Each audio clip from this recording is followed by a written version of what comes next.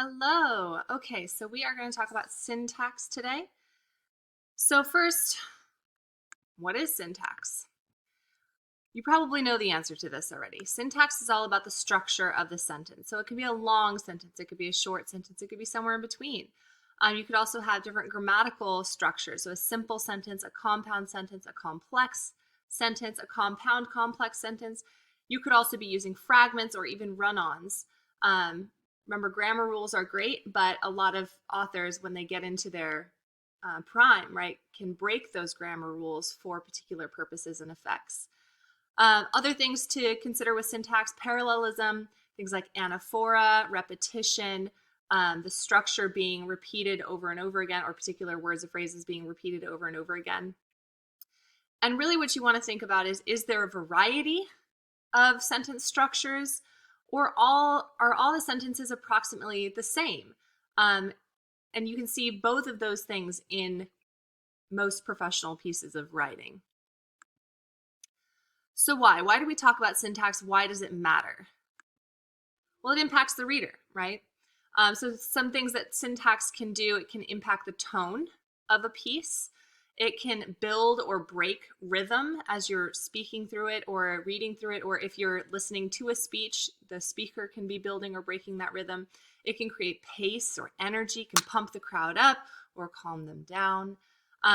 It also tells you a lot about the author's style, right? And so because of that, you can infer things about the author, about the speaker, based on the way that they structure their syntax.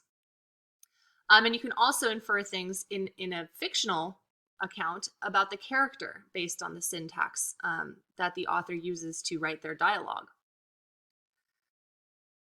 So here's a really nice example. This sentence has 5 words. Here are 5 more words. 5-word sentences are fine, but several together become monotonous. Listen to what is happening. The writing is getting boring. The sound of it drones. It's like a stuck record. The ear demands some variety. Now listen.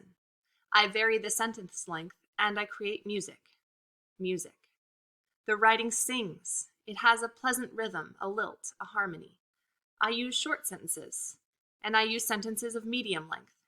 And sometimes, when I am certain the reader is rested, I will engage him with a sentence of considerable length, a sentence that burns with energy and builds with all the impetus of a crescendo, the roll of the drums, the crash of the cymbals, sounds that say, listen to this. It is important. So basically, sentences about sentences here, but I think it's a really effective example. So let's look at that second part, right? The first part, clearly it's 5 words, 5 words, 5 words. But let's look at the sentence length of the second part. The first one's 2 words. Then we have 9 words, 1 word, 3 word, 9 word, 4 word, 7 word, 54 words at the end. So the variety is so pervasive throughout that whole second part of it. We can also look at the sentence types: a simple sentence, a compound, a fragment, a simple, simple, simple, simple, and then a very long, complex sentence.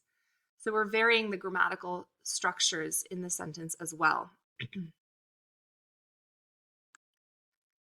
Other elements to notice: parallelism, right? I vary, I create, I use. That I pronoun with the present tense verb is a parallel structure. The roll of the drums, the crash of the cymbals, another example of parallelism there. Repetition: I use is repeated multiple times, and then a sentence is used repeatedly, right? We have and at the beginning of sentences a couple of different times, a sentence, a sentence, a sentence a couple different times. I also notice punctuation, right? Syntax has a lot to do with punctuation because that's how we kind of organize our sentences, is through punctuation, commas and semicolons and periods and dashes and exclamation points. So I notice this dash at the end here, which is separating this long first part of that complex sentence at the end, and it's kind of separating out the last few words of it. And to me, that short clause at the end is then emphasized, right? It is important. It breaks the rhythm of that very, very long sentence to emphasize the end. It is important.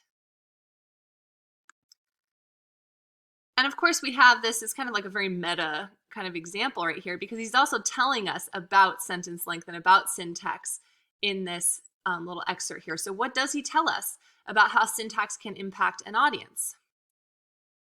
Well, he says that syntax that is monotonous can be boring, right? That's the front part here. Several together become monotonous. It's boring.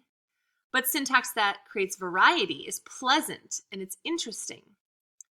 Long sentences can build intensity and excite the audience, right? He says right here, a crescendo, it burns with energy, it builds, right, with the impetus of a crescendo.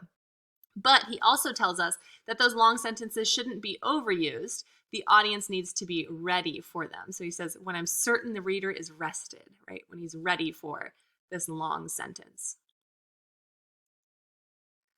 More inferred, he tells us that these short sentences and clauses can break rhythms and create emphasis. He does that a couple of times. One's right up here with this music, with this fragment here. I vary the sentence length and I create music. Music, right? Emphasizing that point that the writing is creating this musical sense. He does it at the end as well, right? With this, it is important. He also shows us that parallelism and repetition can help to create that rhythm and to build that intensity, right? The roll of the drums, the crash of the cymbals. And then when I break that rhythm, it again gets that emphasis. So now it is your turn to practice. You're going to make a copy of this document here. It's an article called Advice Like Youth, Probably Just Wasted on the Young. So every person in your group is going to make a copy. I want you to work through the annotations together. So together, go through the article and notice things specifically about the syntax. All of your annotations should be about syntax, sentence length, sentence structure, punctuation, patterns, repetitions, things like that, rhythm that you're feeling. And then at the bottom, you'll notice some questions. The questions are independent work. So you work through the speech together, and then the questions are independent work. Everybody's going to submit their own fully completed document at the end of this session, okay? And I've also done the first few annotations for you so you can kind of see what I mean by annotating for syntax. So you can have that as an example. All right, have fun. Adios.